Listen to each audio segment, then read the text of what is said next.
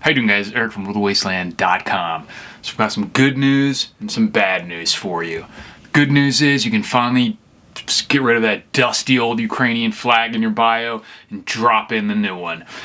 I am, of course, referring to the conflict that's going on in the Middle East that has just started. But I'm not here to talk about the conflict itself. That has been going on for centuries, maybe millennia, and it will continue.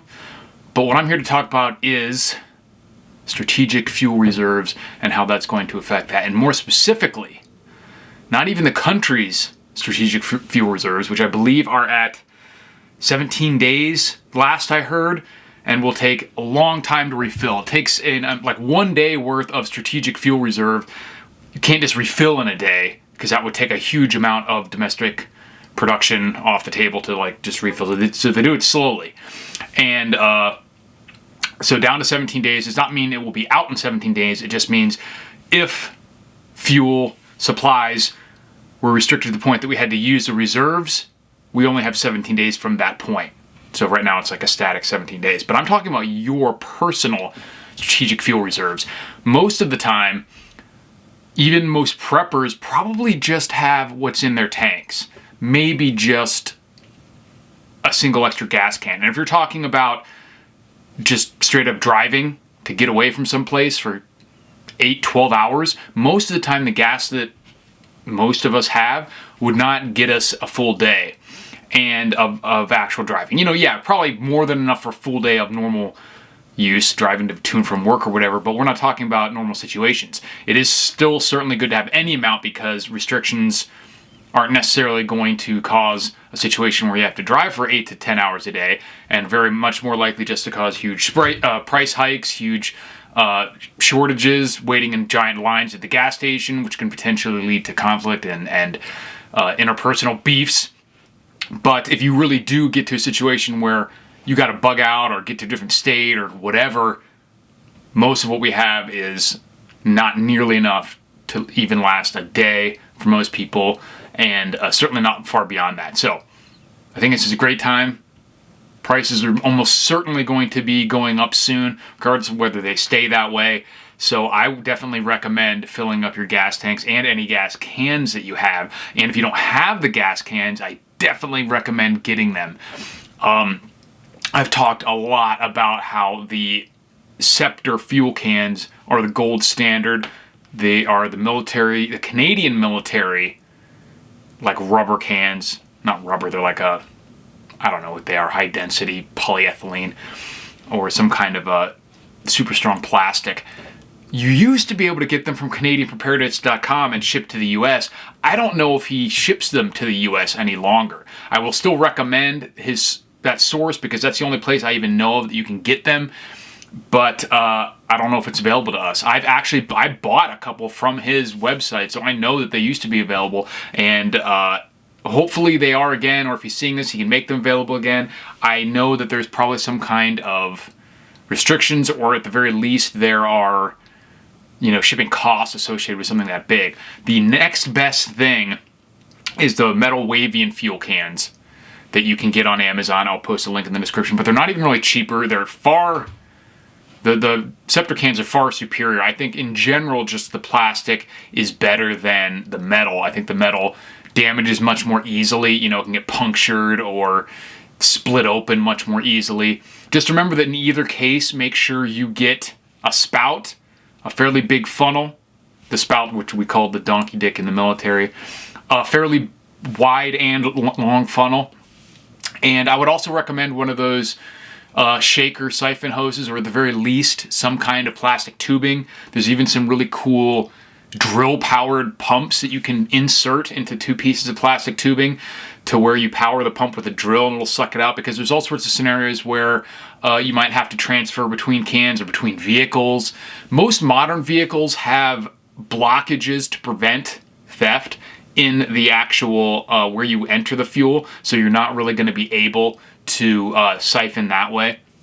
But between tanks and whatnot, especially if you have a big truck, maybe not having to hold the can up above the location where you'd enter the gas, because you do have to do that. Just it's only gravity powered if you don't have a pump. But these are all things that can really help with transferring fuel, refueling vehicles, that sort of thing. And I'll put links in the description to all that stuff. The shaker tubes are pretty useful for water too. Same with any of these other things. You just obviously have to keep a separate stash. You can't go back and forth between fuel and water. It'll mess up both of them. You don't want any fuel in your drinking water, and you absolutely don't want any water in your fuel tanks, because that both will cause major problems. So make sure you have marked which ones are for which and only use them that way, but they are useful for both. Let me check Canadian Preparedness and let me see if maybe we'll get lucky and he will have these for sale for you guys. If not, you can not usually, but occasionally find some on eBay, but they're not even cheaper than the ones he was selling. And I do want to do some research, because while it may be illegal or certainly frowned upon or not authorized or against spec, the Scepter does sell the water cans, which are on Amazon, which I'll put the link to the description. They have a different kind of spout or opening, but I believe you can still get a spout on those, and you can still at least certainly pour it into a funnel or use the pump, the siphon pumps and all that. They feel to me like they are the exact same kind of plastic, and I don't see why they wouldn't be. But it also is definitely not out of the realm of possibility that there is something different about the plastics when you're talking about just holding water versus a solvent like gasoline. So it's certainly possible that there is some reason why putting gasoline in the water cans wouldn't work, especially not long term.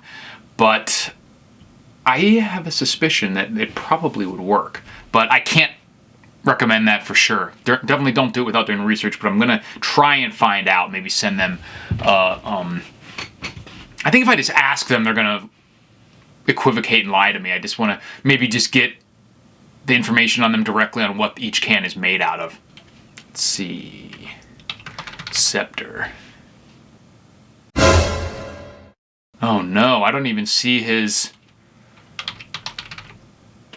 the cans on his website anymore. That is a disaster. He has the spout still. Man, I wish I had bought 10 when I just bought, like, what did I buy, 2 or 3? Such a deal. That's why you can't wait. You can't sleep on this stuff when you're a prepper, man. In today's world, stuff just disappears. Rule changes stop you from getting everything, so you have to jump on these opportunities when you see them. But the point of the video is your strategic reserves, if you're like me, are probably not up to what they should be. I have several fuel cans, but as of this moment right now, I have several sitting there empty as well. So I'm going to probably try to go get them filled this weekend. Unfortunately, I will have to make my girlfriend do it because I can't lift. I'm not supposed to lift anything that heavy right now. So maybe I'll have to come up with an alternative plan. But I'm glad I have a few. It's about time to cycle them out anyways. So I need to put the gases in the vehicles and then refill them. Let me know what you guys are doing for fuel, and I definitely, like I said, recommend that you get that fuel squared away, and it's going to be getting a lot more expensive. I expect to see the stock prices of, fuel companies like ExxonMobil and stuff go up. That's why, is one of the reasons why I said in my previous video that even though didn't have much, liquidated everything that I did have in normal stocks, left anything that was in commodity stocks, including oil, energy, resources and minerals, gold and silver stocks, stuff like that. So because there's all sorts of stuff like this that's kind of different from the normal market that can cause huge rushes, huge price spikes, and a lot of these, markets, maybe not oil, but a lot of the other commodities, the size of these entire markets pale in comparison to, the overall stock market. So even tiny shifting of money into these markets can cause enormous price spikes. So something to look at. Let me know what you guys think, if this is just another short-term flare-up in tensions between, eternal combatants, or if this is just the start of the next front in what we've been seeing going on in the other side of the world. And I personally would not be surprised to see this expand significantly, to see Iran get involved if they aren't already behind this using U.S. money.